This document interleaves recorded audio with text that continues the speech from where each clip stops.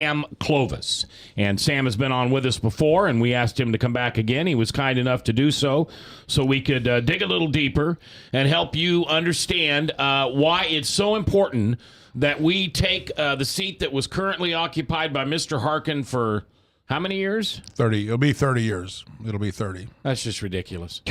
For 30 Done years. a fine job, as you said one day, Mac. Done a fine job of service. I said that? Yes, I just laughed. Was I drunk? I don't know. You must have been incoherent and had out of it that day, because when I heard fine service come out of your mouth in regards to Harkin, I about lost it. Well, I have that Democratic streak in me. Every once in a while it pops out. But anyway, we've got to return that seat to the Republicans. And this is one of the guys that are vying for that job, and I hope you take a close listen to him and what he's saying. And if you'd like to ask him a question yourself, the phone lines are open. 1-855-244-0077. Locally, that's just 244-0077. Ryan standing by to take your calls. I'm assuming Frank will probably call. He'll have a couple good questions. The voice. And you got your headphones now close by. You're going to need them. So they're right there. So you're good. All right. So, and here's the thing I don't understand. You have a doctorate. Yes, I do. So why don't you call yourself Dr. Sam Clovis? Well, I really don't ever need to define myself in any particular way. I've had a lot of other titles in my life, and Colonel, and the ones I like Professor? best, yes, and the ones I like best are Dad and Coach, and those are the two that I really have enjoyed the most. I really don't need to be called a doctor to know that I'm a doctor. And I don't think that really defines me. It's part of who I am, but it's not all of who I am. Well, you're a better man than I am, or you're not as smart as me. Because if I had worked as hard as you did for a doctorate degree, I'd put it in front of my name. Well, that's why I hang around with Coach, because he makes me look so good. Well, when anything I write is anything that gets published, anything copyrighted, the doctor goes in the front of the name. All right. Well, Anyway. So welcome. Thank you. Glad to have you here. Who were you with this morning? You were with somebody this afternoon or somebody? Well, we met with Iowa Gun Owners Association this morning, or this afternoon, early this afternoon, and on the way down. And I drove down to Ames this morning, and then down to Des Moines, and we've been very fortunate. I had a trip back to D.C. last week and met with a lot of great groups back there, and we have a pretty significant announcement coming out tomorrow morning. I can't tell you what it is, but it sound like an endorsement of some kind. Well, it could be. We've been endorsed by the National Gun Owners of America. Just did that yesterday. We're going to get endorsed by Eagle Forum, which is Phyllis Schlafly's organization. I met Phyllis Schlafly in the Washington airport once. Went up to her. Her daughter was with her, and I said, "Is that Phyllis?" Yes. Yeah. And I speak to her. So what are you going to say to her? Nice lady. I'm sorry. I know the name, but I don't know who she is. Phyllis Schlafly is the grande dame of the Republican Party of the United States. Mm-hmm. She is clearly the leader. She is by herself essentially stopped the ERA in its tracks in the 1970s when it was rolling, and it looked like Russian tanks rolling down the road, and there was no stopping it. Yeah, and she by herself. I mean, she is a warrior, and she is. I was fortunate enough to be named the winner of the Eagle Award for Iowa in 2013. And I think because of this race and because of my stance and conservative values, I think Eagle Forum is going to put their imprimatur on this race very soon. Well, help me understand something. I'm not a gun enthusiast. Yes. But I totally believe in the Constitution of the United States, and that we all ought to have a gun. In fact, here's what's interesting. My wife wished we'd have a handgun in the house. Right. I've got an extra I can give you, Mac. My wife has voiced the opposite. She sometimes wishes we don't have guns in the house. It's interesting because I always had a handgun, and then a few years ago, I was still drinking back then, and my wife asked me to please get rid of it, so I did. Mm-hmm. And then a couple years sober, I think she figured out it had stuck and I wasn't going to drink again. She said, I'd really like to have a gun back in the house. We can get you one. And I said, well, you ought to take a class, honey, because, but anyway... I don't understand. Help me. Talk to me like I'm a 6-year-old, Uncle Sam.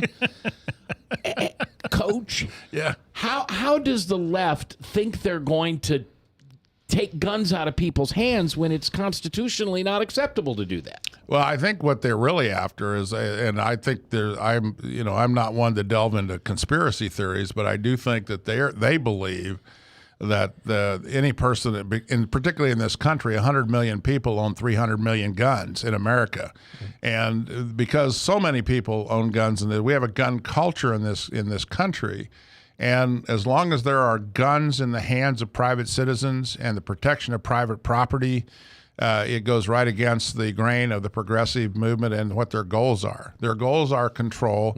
Their goals are the seizing of property. Their goals are and if you cannot defend, this is the whole issue.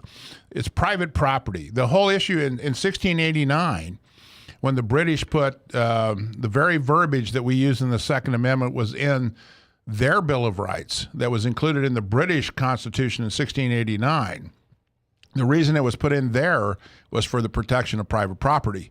This is what the whole notion of the Second Amendment is about. We talk about militias and we talk about all those other things, but it's truly to protect life and limb and property. That's what the Second Amendment is about. Exactly right, Sam. Are they trying to backdoor us by having the Homeland Security and others buy up all of our ammo? Are they trying to backdoor us that way? And I understand there's regulations and things being placed upon ammo manufacturers. Right. Is that conspiracy? Am I hearing people that are way off in the deep end, or is this legitimate concern? Well, I think it's a legitimate concern. I do think that the issue of buying up the ammunition, a lot of those are basic order agreements. There's open-ended purchase agreements that we have. They have not purchased all that ammunition. The problem is when you have if you're a supplier of 40 caliber ammunition and the government comes in and asks you to produce, 20 million rounds, that's going to eat up a lot of your production space for a long time. Right. The other thing is because demand is so high, it drives up the price. That's simply supply and demand. That's a form of taxation because the government can force the market. And what happens, and we've seen this. I mean, anybody that's gone out and tried to buy ammo or try to buy guns over the last several years will know. I mean, we still talk today. We chat or text each other. I'm at Walmart, 45 ACP available, 10 boxes left. And I mean, literally, and it's like all of us run down there and they're gone by the time you get there because the guy in the parking lot that's got the text gets the ammo. So is this the government doing it to us, Sam? Are they buying up all the supplies so we don't have the opportunity I do think there's some of that involved. Okay. Because the other part of it is I figured out the other day that if you take a look at all the ammunition that is on these order agreements, that is 15,000 clips of ammunition for every law enforcement officer in the federal. They can't possibly use cannot. that. So what do they do? Are they stockpiling? Are they destroying it? What are they doing? No, I think they have the basic order agreements are out there. I think they're stockpiling the ammo, and what it is driving up the price, which as you know, as the price goes up, fewer and fewer people will buy it, or you'll buy less. And that's essentially where a lot of us are. I'm stuck at the fact that every time I can find a box of 45 ACP, I buy it because I can't, if I get it for $25, that's, I get it for about 50 cents a shell. That's pretty good. Yeah. And, you still can't buy 22 long rifle. You can't find it. I know. And 40 caliber you can't find. I mean, one of my 380 pistols is a find. World War II vintage semi-automatic pistol. Right. And I think there were 3 companies that made them back then. Remington, Colt, and Ithaca, I think, were the 3. And I've got a Remington. And it has an interchangeable barrel where I can shoot 22 long rifles out of it. I've had it ever since I was young. Yeah. So. Every time Sam Clovis is our guest today, Dr. Professor Sam Clovis, Dr. Professor Coach Sam Clovis, Dr. Professor Coach Dad, Colonel. Yeah. Sam Clovis. Grandpa? Grandfather, yes. Sam Clovis. Right. Middle name? Harvey, really? That's great. Is with us today. He's running for the Senate. He's trying to take that seat that Tom Harkin has occupied. like Charlotte's Web for the last 30 years. That's better. That's better. Every time there's a gun thing that happens in this country, and they're all tragic. Right. Nobody should ever get killed. Right. Innocent people should get killed. Right. The gun nuts come out and they want to take guns away from us. Right. Why aren't they smart enough to know it's not the guns that kill people? It's the people that kill people. That's not the agenda. The agenda is control. And most of them are left-wing nuts. And these are people who have been diagnosed with mental illnesses that are either in treatment, and family members know, and there becomes a personal responsibility. If you have someone that you know has the potential for being dangerous, then you ought to take dangerous things away from them. That's a personal responsibility. That's a family responsibility. And this is really, I think, where we really diverge with the left, is over a lot of these issues when it comes down to personal accountability and personal responsibility. How in the world is it that we have 100 million people in this country that own guns? 100 million people. And we don't have 100 million murders every day. Right. We have 99.999% of the people that own guns in this country own them responsibly. They take the training. They go out and teach their kids responsibly. That's how I was taught. And I was in the military as well. And so, these are the things that for a lot of us, this is not only Second Amendment, it's second nature. Yeah. Well, and the media always, Sam, wants, whenever there's a tragedy, some killing, they're in obvious hopes that they can find that this individual, the perpetrator, is tied to some conservative Tea Party type group. Now, they've been frustrated nearly every time. Mac alluded to it. They turned out to be left-wingers, and they drop the political agenda right quick, don't they? Right, they do. And I think the other thing is that this is something that I think is very important, is that we have a lot of laws on the books still today that I think are overreaches. And I've made the comments, I've made the promise that when I'm elected, that I will go back and start the process of researching and reviewing current gun laws, because I think a lot of the gun laws that are on the books today are overreaches, and I would work to repeal them. I mean, this is so fundamental to me. This is the essence of what the Constitution is about. Mm-hmm. Is my ability to preserve and protect personal property, my being, my family, and then, when called upon, to come to the defense of this nation. Well, and it's interesting, and we're going to take our first break here, and then we'll come back. The second thing that everybody's worried about is religious freedom, and the Supreme Court today is hearing the case, and I'll just call it the Hobby Lobby case. Yes. But they're hearing that today, and I want to hear from you how you think that's going to turn out. Sam Clovis is our guest. He's running for the Senate seat to Tom Harkin's. Let me think of a word. He prostrated for 30 years, and he's finally now stepping down. He's collected his millions and millions in lobby money, and he can now go back to the farm and have steak fries. Maybe he'll open up Harkin's Steak Fry House and give out free food. He doesn't. You have to live in Iowa to open a business in Iowa. Yeah, it goes from almost nothing live in Iowa to $20 million in a net worth. There's something wrong there, Mac. We're coming back. Tom Coates in the house. I'm J. Michael McCoy, and if I haven't told you lately, thanks for listening. I do. I love this job, and I couldn't do it without you. Right here on 99.3 KTIA Iowa, powered by WebcastOneLive.com. Across America, there are countless numbers of people struggling with addiction and other life-controlling issues. Probably someone you know and love. There is a way out. There is hope. Transformations Treatment Center in Delray Beach, Florida, has a unique approach to substance abuse treatment. Call now and ask about our Guaranteed Success program, or log on to transformationstreatment.com. Transformations. Change your life. Change your relationships. Transform your world. Yes, now your favorite programs on Webcast One Live can all be watched and listened to on any Android or Apple device. Your phone, tablet, or iPad. Yes, your favorite shows on Webcast One Live are available live or on podcast wherever you go.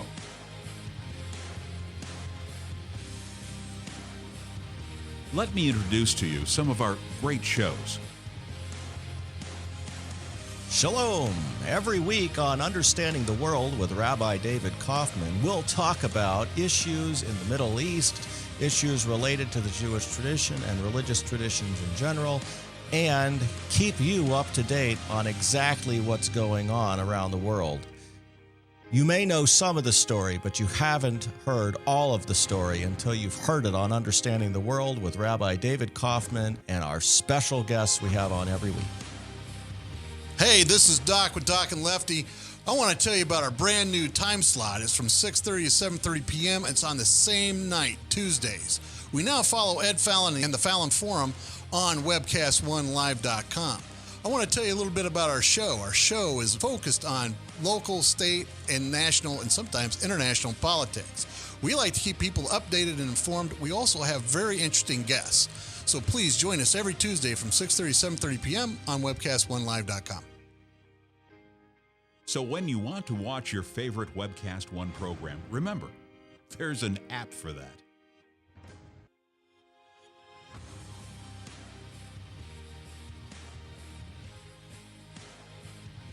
You know, there's an app for that.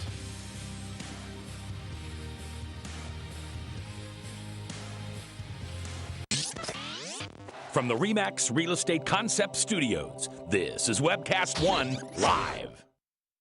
Get away from us, you mean old credit card. We don't have any more money. We're in trouble now. Save us! Help! Somebody save us! Somebody help! Help! Save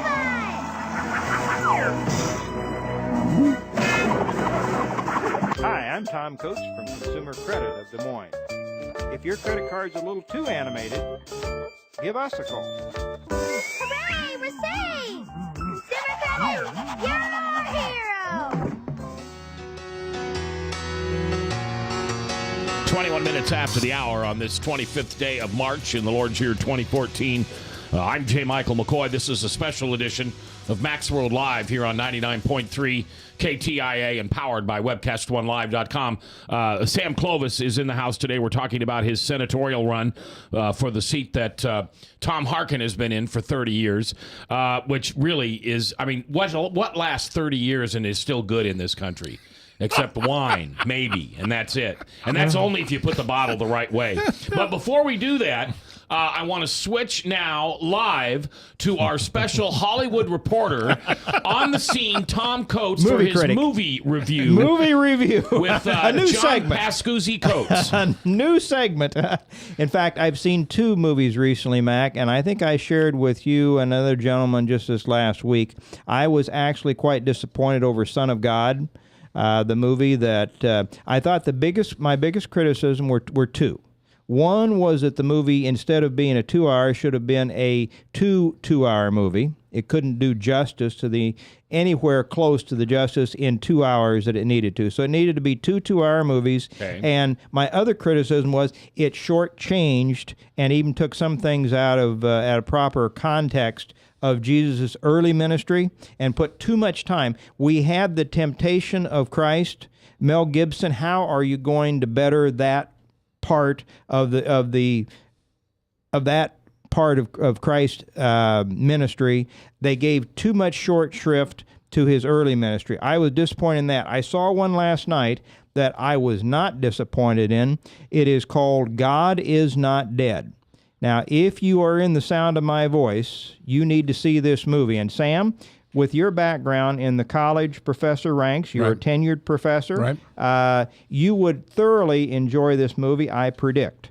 I won't spoil it for the listeners, but in essence, it was very well cast. The young man is the center of this, was a freshman in college. He goes into a philosophy class, and the philosophy professor, an avowed atheist, demands that all of his freshmen sign a paper when they come in saying, God is dead.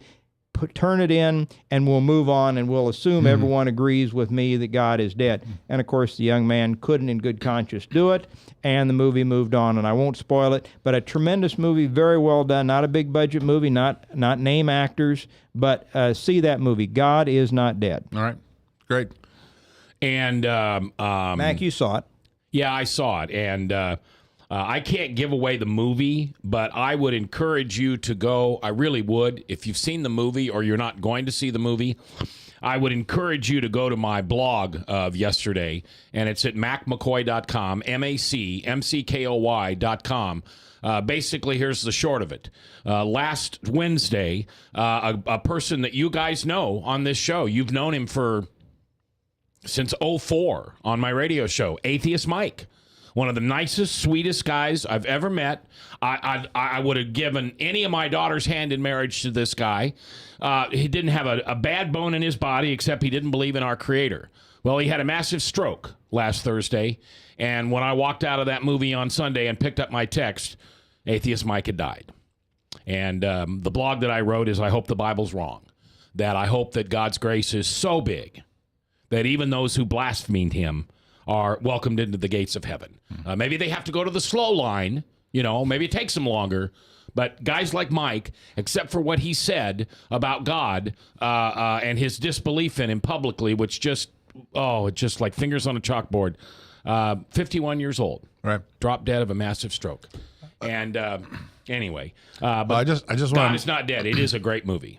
This Sunday coming up, I've been asked to go out on the circuit, and I'll be delivering 2 lay sermons this Sunday at 2 different churches in Northwest Iowa. So good. Yeah. And next Wednesday, or not next Wednesday, next Yeah, Wednesday. it is next Wednesday. I'll be with you. Sam will be giving his testimony. Right.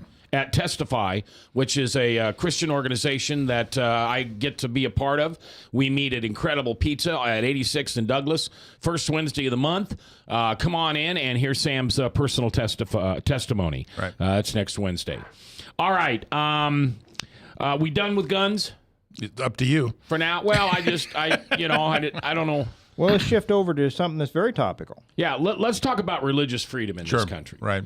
Because, and Janet Medved said it best on her show today, the lefts are trying to say this is about a woman's reproductive rights, that this Hobby Lobby and other companies, I think there were like 51 companies that joined in on this lawsuit. Right.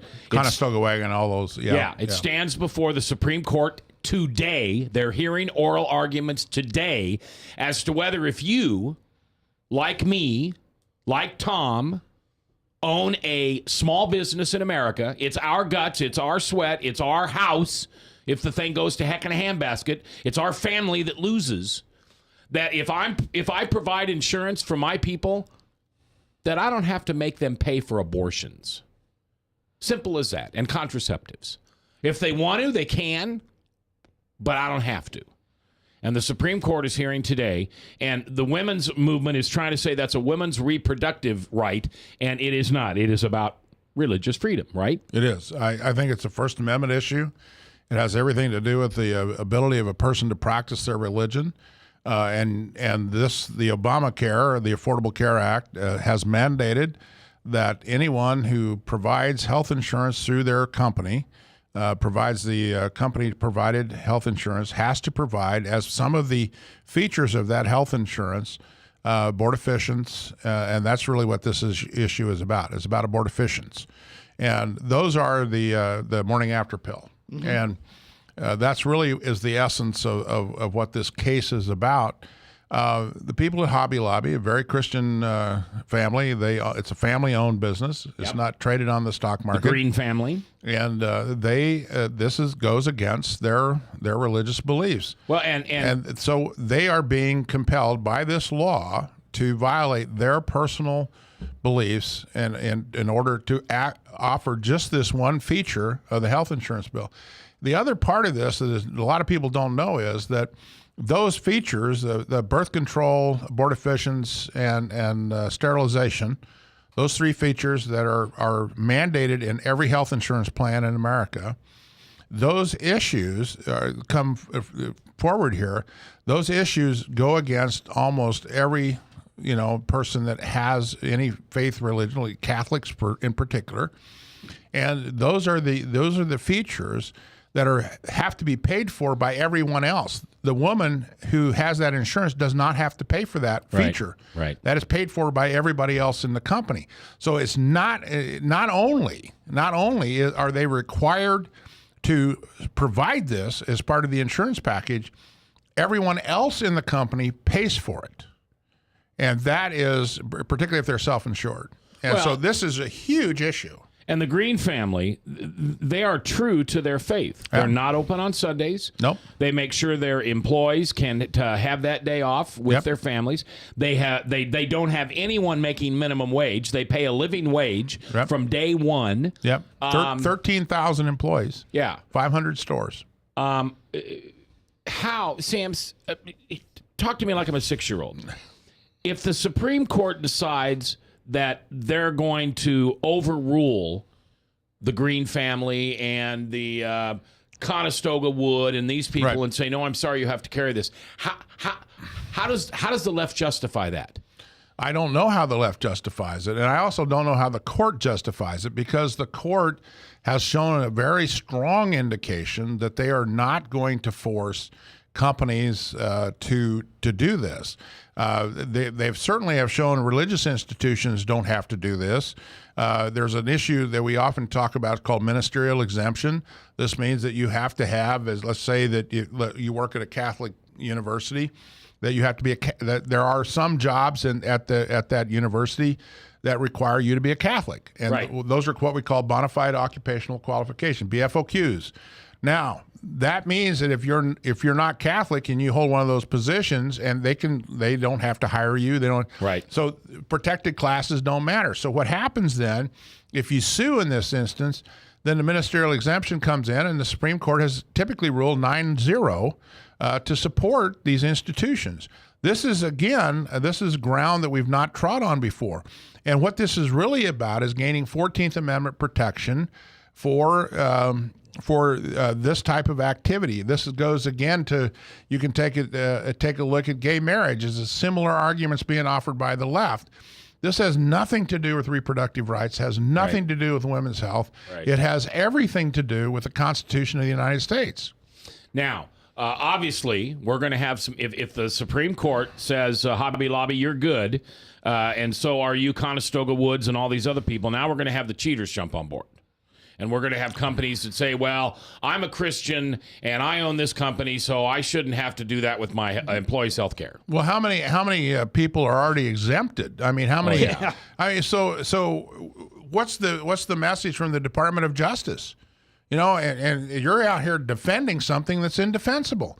Because your administration, the President of the United States, the Secretary of Health and Human Services, have already offered exemptions to millions of people in this country for these very issues. And for political expedient reasons, not for implementation. In fact, the implementation by the insurance companies is increasingly made difficult by this administration, that for politically expedient reasons are granting exemptions to anybody that they think is in their best interest, right? Well, how far out are the mandates now been kicked? How far out is the employee mandate? Well, I think 16, isn't it? 16, and the individual mandate. It's past the next election cycle. Yes. Yep. So what we really are looking at here are, with the stroke of a pen, the President of the United States has changed law. Yeah. That's unconstitutional, because the law sits on where the law sits. And yet we haven't had anybody in the Congress sue the president over this issue. No, and the thing was, the Republicans wanted some of those changes to begin with, and the Democrats wouldn't even hear them, wouldn't listen to them. They just run roughshod right over them. And then many of the suggestions the Republicans wanted to make with the debate of Obamacare are now being unilaterally instituted, but it's unconstitutional. It's unconstitutional because you cannot change the law with the stroke of the pen. Oh, okay. So if you're Senator Harkin and you're sitting in the Senate... I'm not Senator Harkin, okay. Oh, come on. Just role play with me for a minute. But no, if everybody tells me this is unconstitutional, the president can't do this. Yeah. So why doesn't somebody stop him? Well, one, it's the Democrat-controlled Senate, and that's... But right is right, and wrong is wrong. Well, I don't think people rationalize that when they get elected to the Congress. Very few are able to sit there and do what right is right, because what are they worried about? They're worried about what Senator Harkin is worried about 4 times, and that's getting reelected. Does the House have standing to bring suits in? Absolutely. Of course they do. Any member of Congress can bring suit in the district court in Washington, D.C. This is, again, one of the issues that I'm really upset about, is the fact that why hasn't the Congress of the United States fulfilled their constitutional obligation? Why haven't Republicans done anything about it? All right, let me ask you a tough question. Can I sue all of them? Why can't I I don't think you have standing. I don't know. I'm sorry. I don't know what that means. Well, I think you would have to find I don't know. I'm not a lawyer. I mean, Have you been damaged? Have Yeah, you been damaged to this Absolutely. My point? constitutional rights have No, been no, damaged. no, That no, may no. not be The enough. standing that we were Yeah. talking about means that you have been damaged and therefore would have Yeah. standing to bring suit. Yeah. And I've just been hurt. No, but I'm serious, guys. Well, How so can are we we. stand here and watch this? Well, but this is why we elect people, and this is why this election is so important. And this is the thing. I mean, you have to think about how this. The message that a lot of us have who are running for office is that, and certainly my message is, how does it impact you at your kitchen table? How does it impact you in your F-150? And that's the message that has to be delivered. All right, Sam Clovis is with us again for another 23 minutes. If you've got a question, it's 244-0077. You're welcome to call in. When we come back, term limits. We just talked about Harkin's, extended vacation in Washington. We want to hear from you about that and more coming up live.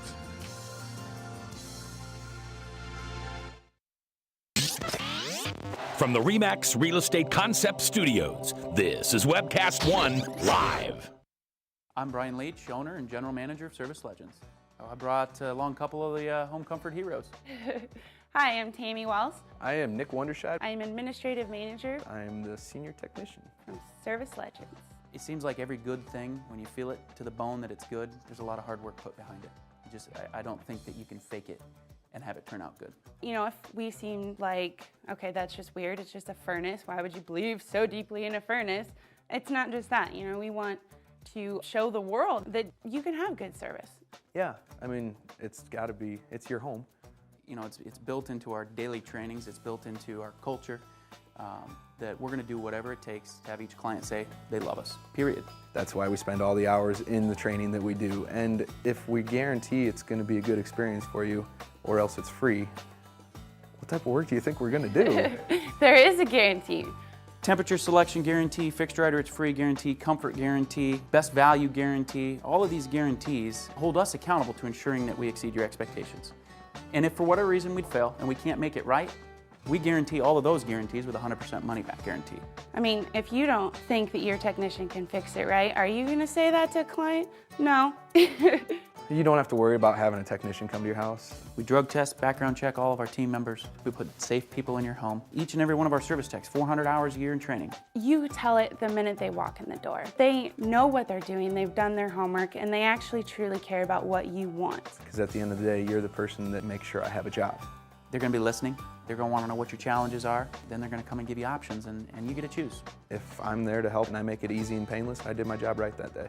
Well, when it comes to your comfort, safety, and your family, you don't necessarily go buy the most expensive, but you get the most bang for your buck. Oh, it's worth it, because there's a lot of people that will find a way to get it to work right now and then leave and then come back, charge you again, and the cycle just repeats itself. So when I'm out there looking at the furnace, I want to find why it failed today. How can we change the part today with something that you're not going to have to worry about? Is it worth changing the part today? I mean, you can put a lot of money into a furnace. I can fix parts all day. There's good job security in that for me, but is it the right thing for you? I get a lot of the phone calls of after the technicians are there. They're just in awe. They're like, wow, you guys are great. I mean, I don't even know what to say. You guys are great. Everything you did was perfect. It was great. Keep going though, I like this. Just give us a try. I'm gonna take all the risk. I've got the time to make this right. I've got the support to make it right. Just check us out. And if you don't see the value in what we do, I mean, fixed right or it's free or 100% money back. enough said.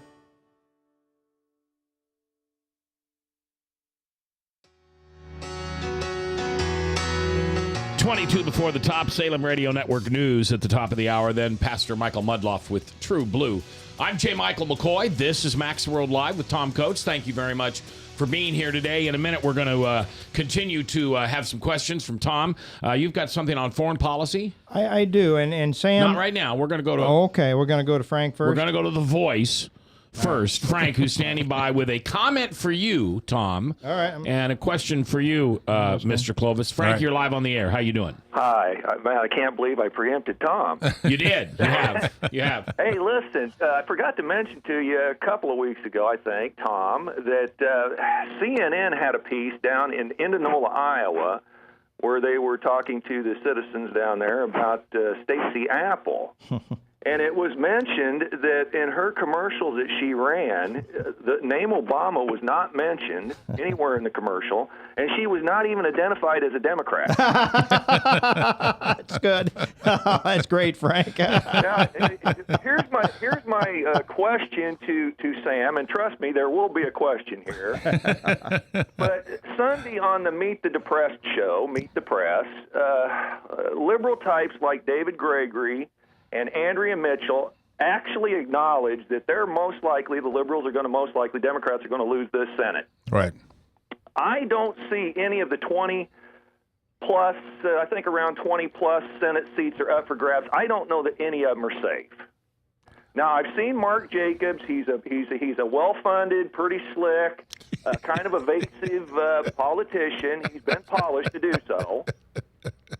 And is there anything that you see other than the Republicans bloodying each other so badly that they can't win? Any reason why the Iowa seat shouldn't be able to be picked up? No, that's a short answer, and I don't think we're going to bloody each other up. We have been very civil up to now. We got about 10 weeks to go. That could all change. I do think there have been some scrapes on the playground, between a couple of the candidates, but I haven't been involved in that, and I don't see any reason for me to do that. The one thing I remind everybody of is the great speech that Ronald Reagan gave in 1975 at the second CPAC. And that's where he talked about, that we got to have differences in bold colors. And I think that if you look at this race, there are bold differences between the candidates, and I think, and we're starting to see more and more of those emerge. I think Tom would comment on this, and because I think he saw it the other night at the NFIB event, and I think if you've been to any of the forums that we've had as Senate candidates, Frank, I think you would find out right away that there are very clear differences between us, and I think that it becomes very clear who the person is that has the starkest and best chance of beating Bruce Braley, and that is me. And I think that'll become very clear. All you have to do is go witness it, and I don't need to say another word. I think that's all I really need to say on it. Are you keeping the 11th commandment of Ronald Reagan? What's that? Don't bash another fellow Republican. I haven't yet, and I have witnesses. I have not, and I just don't think I need to. So they're practicing extreme restraint. Mac and I went to the forum. I don't know it was much. They called it a debate, but it really wasn't much of a debate. No. But Mac and I went to the forum the other day, and all of them were pretty careful about not saying anything ill of the other one. So the 11th commandment is being practiced, Frank. Are you, Sam, are you capable of getting behind any of the people in the race if it's not you? Well, yeah, I think so. I think that this is, that's a relatively easy question. I think if we have to take a look at what's going on there, the one thing I think is interesting is, the short answer is yes. That's the short answer. I think there is a longer answer, and I think the longer answer is that I do think that over the next 10 weeks is about what we have time left up to the primary, is that we're going to have to see some of these positions that people have, be shaped a little bit, because we've already seen some flip-flops out there. We've seen some people that have declared one thing and then have very boldly said something quite the opposite in other forums. And if you always speak the truth, you never have to remember what you said. So that's kind of where I come from. Okay. Are you done, Frank? Yes. All right. There was an actual question there. Thank you. There was. Frank, thank you very much. All right. What about foreign policy, Tom? Well, we've got a situation that while Barack Obama's family is vacationing in luxury, I read here it was an $8,400 a night suite that Michelle was put up in over at the five-star hotel over in Beijing, and Obama's filling out his NCAA brackets. Right. That Russian President Putin has been filling out some other things, like his remapping of the reconstruction of the Soviet Union. Sam, you have some unique credentials to comment on the foreign policy, and that's why I didn't want to let this opportunity go by. Tell people a little bit about your background, and then answer what you think is going to happen over there. Well, I appreciate that. I was when I was assigned to the Pentagon in 1984, I was assigned as a member of the Red Team for Project Checkmate. Project Checkmate is a think tank that works for the Chief of Staff of the Air Force. I was a Red Team member. My first assignment there was the Red Air Forces, which was the Russia and Soviet bloc Air Forces. I became much more expansive in that when I got into political and economic, and not only military policy, but political and economic policy of the Soviet Union and its allies. I picked up a secondary area of Middle East. I'm a Middle Eastern person, and as plus I have that. I am a Sovietologist. So when the you get that term, Mac? Sovietologist. There you go. And so I have some background in this, and I think it's the irony is that after all these years, when people thought the Cold War was really over, they've had to dust off all of us old dinosaurs and bring us back out. And I guess it's like riding a bike; we haven't forgotten much. I think what we're seeing here with Vladimir Putin is, and first and foremost, I think I would just commend to people to read a little bit of Russian history, because what we're really seeing here is the reestablishment of the Russian Empire. This has very little to do with the Soviet Union. It has very little to do with communism. This has everything to do with Russia and the Russian borders, where they are. Many people, I think, if you can read that, we know that the Russian Empire actually began around Kiev, which is in Ukraine, and then expanded out from that. The Romanovs moved the seat of power to Moscow. We have then the expansion out from there. And the one thing that's very Russian is that they are culturally xenophobic. They think everybody's a threat. And so their answer to that is the expansion of borders as far away from the seat of power as possible. So they want strategic depth. This is one of the reasons that they were so eager to embrace the Warsaw Pact nations, what we call the C10 today. And this is the thing I'm concerned about, is that if we sit on our hands, then we're going to make vulnerable the Balkan states, I should say, Latvia, Estonia, Lithuania, Poland, Romania, Slovakia, Moldova, Hungary. Those are nations that border Ukraine, and I'm concerned that if we don't do anything, then Putin will feel energized to go in and take care of the Baltic states and then move back into the old sphere of influence. Okay, what's your solution? I know you could go on and on. Tell me, if you were in charge, what would be your solution to this issue? 1 minute. 1 minute. Well, 1 minute. What we'd have to do is, I think we'd go into the whole issue of getting NATO on board and supporting through military presence in those nations I just named. The other is through economic influence. The big thing is like signing the Keystone Pipeline, approving that, or approving lifting the moratorium on offshore drilling, because then the price of oil comes down. That's huge. But we've got to get at natural gas more than oil. I would agree, and I heard Governor Perry this morning talking about LNG, liquid natural gas. I think that is a huge leverage. I think that's going to be a bigger deal even than crude. Could be. Yeah. And that 1 minute. 8, 7. That's okay. I mean, that's good. Okay. Give me time to.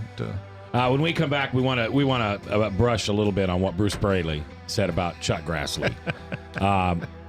I don't know. I'm trying not to be offended here, because I like to never be offended. You ought to be offended. It was an offensive thing. It's a really stupid thing he said, isn't it? But that's typical. It's not the first. I was going to say it's not the first thing he said is stupid. Coming back live here on KTIA.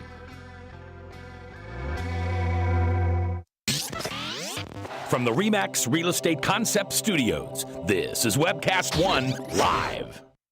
Hey, psst. Let me let you in on a little secret. You ready?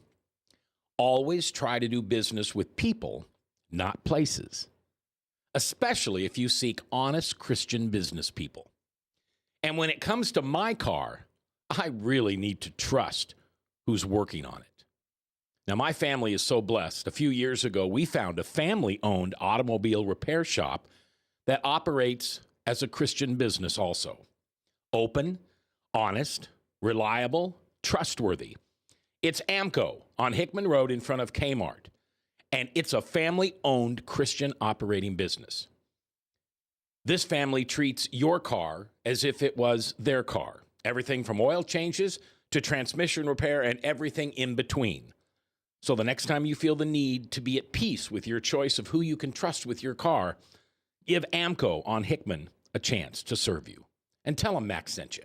All across America, there are countless numbers of people struggling with addiction and other life-controlling issues. Probably someone you know and love. There is a way out. There is hope. Transformations Treatment Center in Delray Beach, Florida, has a unique approach to substance abuse treatment. Call now and ask about our Guaranteed Success program or log on to transformationstreatment.com. Transformations. Change your life. Change your relationships. Transform your world.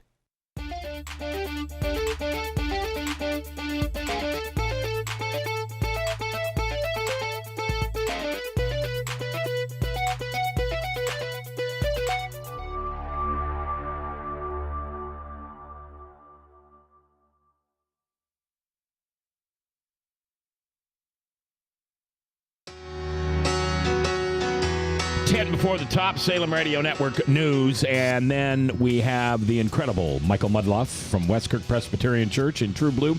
I'm J. Michael McCoy, back with Max World here for our last segment, along with Tom Coates and our special guest, Senator Sam Clovis. Now, we really are... I said senator, didn't I? Well, That's okay. One of my gifts is prophecy. Prophecy. Yeah. Prophecy. Yeah. We're high tech here at Webcast, but not right now. I want to play you the audio. Where's the speaker on this thing? You know? Top right here? Other top. Oh, it's the other top. All right. So I want you to hear what Bruce Braley said. This was recorded at a Texas fundraiser, right? It's coming. It's buffering. Well, to put this in stark contrast, if you help me win this race, you may have someone with your background, your experience, your voice, someone who's been literally fighting tort reform for 30 years in a visible and public way on the Senate Judiciary Committee. Or you might have a farmer from Iowa who never went to law school, never practiced law, serving as the next chair of the Senate Judiciary Committee. Because if Democrats... Oh, all right. So a farmer from Iowa who never went to law school, who has never had a law degree, running the Judiciary Committee. If I had time, I would go through and look at every Democrat and find out what committee they run, and then see what college education they has to take on Bruce Braley's standards. Well, we want a fox watching the hen house here, Mac. I mean, as if we don't have lawyers running enough of this country roughshod and creating an additional tax burden of all sorts on private enterprise in this country. You've got Braley down there brazenly advertising his own credentials to go down and protect these ambulance chasers from getting any kind of restrictions placed upon them. Now, that would be my short rant on that thing. That's outrageous, and I'm hoping whoever gets this Republican seat uses that. And I love Sam's comment the other night when we were there about Braley whining about the lack of towels when we were having the government shutdown. Yeah. Talk to me like I'm a 6-year-old. I know that's the third time I've said that to you today, but I feel comfortable saying that to you. What do we have to do in this country to get term limits? Well, one, you have to send people to Washington that believe in term limits, and there are only a couple of people in this race that really do. And because a lot of people say they'll support an amendment for term limits to the Constitution, but they won't limit themselves. And there are others that don't want to have term limits because they think that this system of seniority and this good old boy or good old girl network that we're going to have established inside the United States Senate, it works. And it doesn't work. It doesn't work. And because what you have to do is everything possible to diminish the influence of special interest in Congress. And that means term limits, that means a balanced budget amendment, that means spending cuts, because those are the things that the lobbyists have. That means reforming the tax code. There's not a line of tax code out there that is not written to support some special interest. Not a line. And there are 80,000 pages of tax code. So where are we today? And I think term limits is the way to start, but you're not ever going to get term limits unless you send people there that believe in term limits. What does it take to have something on a national ballot I don't know. There is no national ballot. Well, but if the next time we elect a president, right? What if there was also a do you require no more than 3 terms for any elected office? There's no such mechanism for that. No, it'd have to be an amendment. Every state, the Constitution is very clear. Every state determines what's on the ballot. Oh, forget the Constitution. We've got a president who doesn't listen to it. Why should I? Well, I'm just saying, you're talking to a guy that really does believe in it. Now, how many of you and your fellow candidates have taken a term limit pledge? 2. Okay, so you and Matt, nobody else. I know that Jacobs was on here, and he has said that he thinks that the American public ought to have the right to vote as many terms as they want. So you and Matt are the only 2 that have taken a term limit pledge. Okay. Well, I sure wish, Constitution doesn't allow and that it, shouldn't surprise you. Yeah, that doesn't does surprise not. me. That doesn't surprise me. Jacobs is looking, well, never mind. The Russian thing that you were talking about a minute ago. Why should I care in Clive, Iowa, with me and my bride and my 2 puppies? Well, why does it matter to me? I think you ought to care for a lot of reasons. One is the stability that we have in that part of the world. It's access.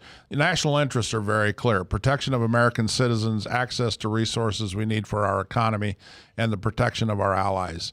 And NATO is threatened by this. If we don't assert ourselves in those C10 nations over there, then we are really throwing those nations back up into the wind again, and that's wrong. We really need to contain the Russian Empire, because they will continue to expand if we let them do that. I do think that there is very little we can actually do in Crimea, very little we can actually do in Ukraine, but we can do a lot. You wouldn't put military armaments in Ukraine then? No. Okay. No, absolutely not. And I think access to, because our economy is more stable and operates better when we have those nations are free and they are developing and emerging free market nations. And we have to, and after all that Poland has been through and the champion that Poland has been for liberty, particularly in Europe since the fall of the Soviet Union, we owe it to Poland to go in there and protect them if no other nation. Is Poland the one nation that we might put boots on the ground for? I think we would do it in Poland, Hungary, and Romania.